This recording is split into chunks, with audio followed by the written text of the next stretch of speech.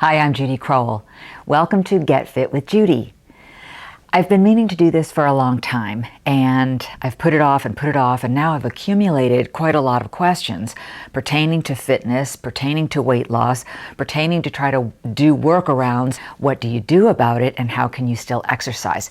So I thought, let's go ahead and address some of these questions and tell you from where they came and just see if I can help out a little bit. Now, I do want to disclaim, I'm not a doctor, I'm not a physical therapist, and I'm not a nutritionist.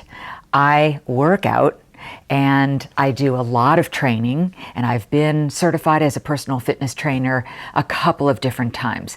But mainly, the truth is I'm going on experience, life experience, what has worked for me and what hasn't worked for me, and maybe it'll be helpful. So my first question is from Nancy, and she writes, just wondering what I can do about exercising that is done on knees or the floor, as I have had a knee replacement and can't kneel on the floor. So I'm sure you are not alone, Nancy, and that's a great question. And I think the best thing to do is just to kind of get up and move around and show you some options that you may have if you can't do something on the floor or you can't do something kneeling. And I'm thinking of a couple of exercises that I have done in my videos that you might be referring to. So if I'm on my hands and knees and I'm doing something like, well, just something simple like this, and you're saying to yourself, yeah, you make it look simple, it's not simple for me. Well, if this is an exercise that you can't do because you're kneeling, or I then move into like a donkey kick type move, and then I switch legs because I don't want to be lopsided, try things like this. Don't be afraid, whether it's in my videos or in an exercise class that you attend, to adapt. Just admit that that's not something that you can do, or get up and do a different move.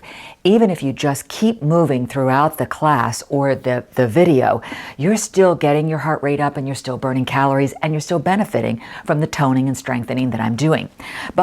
And you might want a higher counter than this. I'm obviously in a bedroom, and I decided that you can relate to that because you probably have a bureau or maybe a footboard or headboard that you can use.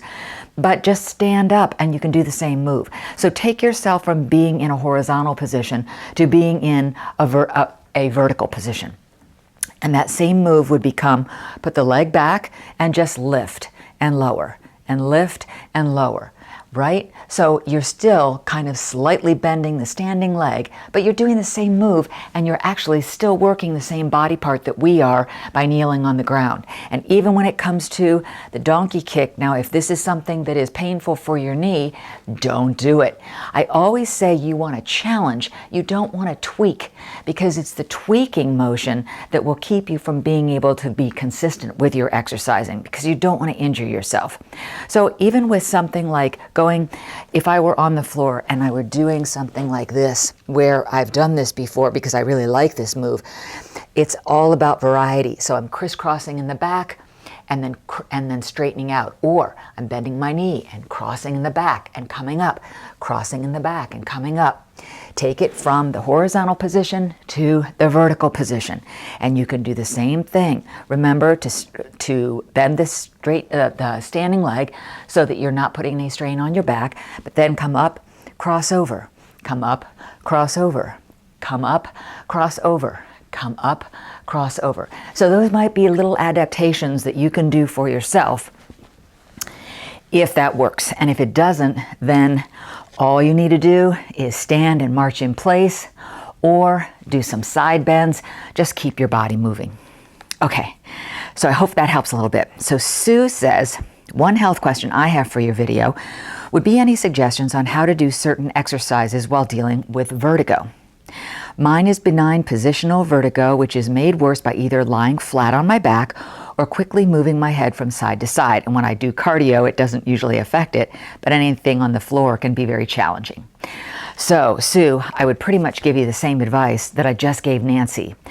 If you can't do something on the floor because it makes you uncomfortable, or it gives you a lightheadedness or a dizziness, or you feel a head rush when you get back up, you don't want to feel like that, and you don't want to tax your body in that way.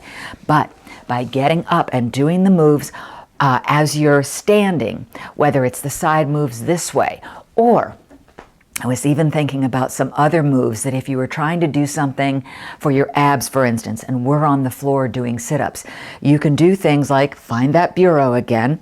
And if you're here, put your heels together, maybe come up on your toes. And then you can also even do things like a hip bump from side to side. So these are the sorts of things that if you're watching the videos, you'll also be able to do when we're doing similar movements on the floor. Hold the stomach in and move that hip from side to side. Add some variety. Go back and forth and back and forth. Okay, Sue, I hope that helps you out a little bit anyway. This is from Jane. Jane says, can you give me some options for a frozen shoulder? How can I adjust a side workout without creating a lopsided look on my arms? So yes, you obviously want to be even, so I would not advise that you take one light weight in one hand and one heavy weight in the other. Either don't use any weight at all or use light weights in both arms. But the other thing that I can't really clarify for you because I don't know your exact range of motion or where that pain from a frozen shoulder kicks in. In other words, at what level? So are you talking about the fact that if you were to go up here, shoulder height, with your elbows shoulder height, you could do it? But if I said, okay, now from here we're going up to the ceiling, you wouldn't be able to do it, then that's where I know your range of motion is. So even if we go up to the ceiling, then you just stay here and come down and up and down and up. As I say, you can use weight or not. Don't feel as though you're not getting the benefit of the workout just because you don't have heavy weights in your arm. You can learn any kind of move and create resistance, sometimes just in your mind. If you start thinking, okay, I'm pushing through water, or I have somebody pushing down on my arm while I'm trying to push up, and now they're pushing up on my arm when I'm trying to push down. You can see those muscles engage even though I have no weight in my hand. If you're talking about a frozen shoulder where you can't even go up to this motion as high as your shoulder, then take those weights and stay down here. Do the bicep curls from here, then turn to the side, do the bicep curls from here. If your shoulder doesn't bother you when you're doing tricep work, then turn your hands around and push it back this way. You're getting that great workout in the triceps, but you're not affecting your shoulder. So again, without knowing your range of motion or exactly what for you your frozen shoulder is limiting you from doing, I know I'm not being as thorough as a physical therapist would be. So my disclaimer is always check with your doctor first and make sure that you're doing things that don't tweak, that you're doing things that challenge, that make you feel good after you've done that accomplishment. This is from Rose, and Rose says, hi Judy, any advice on breaking through a weight loss plateau? Also, what do you recommend for a schedule? For example, how many days a week to do arms, legs, abs, and should we be doing straight cardio on some days? Looking forward to your Q&A. So it's actually a two-part question, isn't it? First, any advice on getting past a weight loss plateau? I am going to sit here and admit to you that I have gained a few pounds too, and it's frustrating. And it happens, it kind of sneaks up on you. You just never know what it's going to be from. You wake up one day and suddenly you're thinking, why are these clothes so much tighter than they were before? Why don't I feel as good and as proud of myself as I do other times? I love the feeling of slipping right into those clothes or feeling like, yeah, I'm kind of hungry right now, and that's good because I know I've just lost a little bit of weight. So the weight loss plateau is something that only you can get past. In other words, somebody else can't do it for you. You know how badly you want it. You know what you're willing to do to get there. And one thing I would tell you is everybody's motivated in a different way. Some people will call a friend and say, all right, let's do this together. I want to lose 10 pounds. How much weight do you want to lose? I want to lose 7 pounds. Okay, good. The first person to lose that amount of weight that is set for your goal is the winner. And whether you say, okay, that's a great lunch out, whether that's a nice happy hour together, whatever it is, some people are motivated by that sort of thing. They need that challenge. They need knowing that someone else is doing it with them. That's great. The other thing that's motivating is obviously if you're going to a class and you've paid for the class, you're motivated because you don't want to have lost or wasted your money. So there's a motivation to sign up for a class, go 3 times a week. Another way to get through that plateau of weight loss is to start journaling. When I was in high school and then in college, and it was, it's a period of time. You're built the way you're built and you think, well, this is just what I'm stuck with. But I don't believe that's true. I think a lot of it's up here and it's willpower, it's desire. But if you have a journal and you can take out that journal and write what you had for breakfast, what you had for lunch, what you had for a snack, what you had for dinner, those are things that you can look back on and say, that's an accomplishment. That's like, I made my bed this morning. I accomplished something today. So if you have those accomplishments and you can read it back and do this every day and see what the schedule is, you don't want to mess it up. And then you will start seeing progress when you get on that scale, when you try on your clothes. You feel so much better. Getting past a weight loss plateau. Don't eat past 7 o'clock at night. Give yourself a light meal at dinner time. And if you need to, because you know that it's not working, cut those portions down. Cut them in half. That's another thing that I did when I wanted to lose weight, and I'm starting to try to do that now. So I'm going to promise you that I'm going to be on this challenge with you. And if you've gained a little bit of weight in the past month or the past 6 months or the past year because of what we've all been going through, sitting home, looking at the refrigerator, going through the pantry, getting those chips or those peanuts down, or having that extra glass of wine, do yourself a favor. Know that I'm doing this with you and I'm going to be losing pounds just like you are. How do you do it? I know you want to have a snack sometimes in the middle of the afternoon, and this is what I told Rose when I wrote her back. Choose a handful of grapes. Choose to eat a half an orange. Peel a half an orange, save the other half for tomorrow at 3 o'clock or 4 o'clock. Cut an apple in half, or if you haven't had a very big lunch, eat that whole apple in the middle of the afternoon.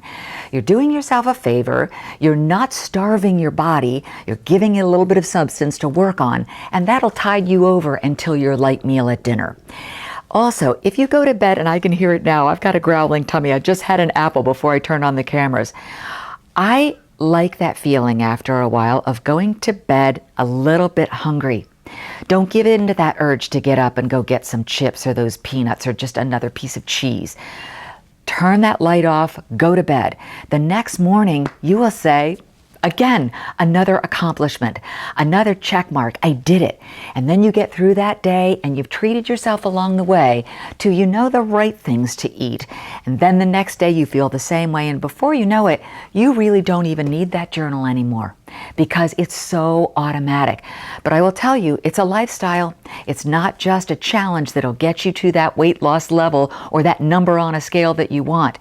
This is something that to remain healthy, to keep lean muscle mass, to have energy, to sleep better, and to feel great about yourself. You know, in my videos, fit, strong, and proud of yourself and your body.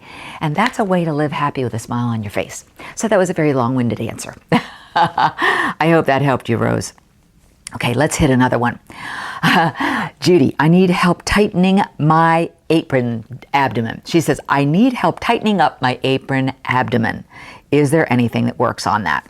So yes, rewind this video just enough for Rose's question, because the weight loss is also going to help you tighten up that apron abdomen you're talking about. But I will also tell you, and if you can get down on the floor, there are other things that you can do. You can use a weight, or in this case, you could also use a ball. And I'm going to do something standing up for you, and I'm going to do something lying down. People don't really like sit-ups, but they are effective. So I want to show you some things that you can do just to add a little variety to that sit-up. Let's say instead of, holding your head and doing the traditional put your feet underneath a table or a bed frame. So you're sitting anywhere you want to be. Put a ball that has a little bit of forgiveness in it in between your knees. If you can lie down on the ground to do these exercises, you can do these sit-ups. And then you can do something creative like lift your leg. And then you can do something even more creative like going over to one side and work on those obliques and work on squeezing between the hip and the chest and work on those love handles, or what you're calling that apron abdomen, which I know also is going to target this area right here. Let's say that you can't do that. You can't lie all the way back, but you can just give yourself a little C curve, just like this. Take a weight, for instance. Sit into that C curve. If you need to, you can even put a ball behind your back so that you're supporting yourself. You'd still get a good workout, but for a greater challenge, take the ball out from behind you, take the weight, and just lift up. Lift up. Just very little movements, and yet they're extremely effective, especially if you do them for a period of time where you start to feel it and you say, uh-oh, I can't do any more. Then count to 10, and then switch over to one side and count to 10. Switch over to the other side and count to 10. Okay? You can do the same thing with this one as I was talking about lying down with the ball between your knees.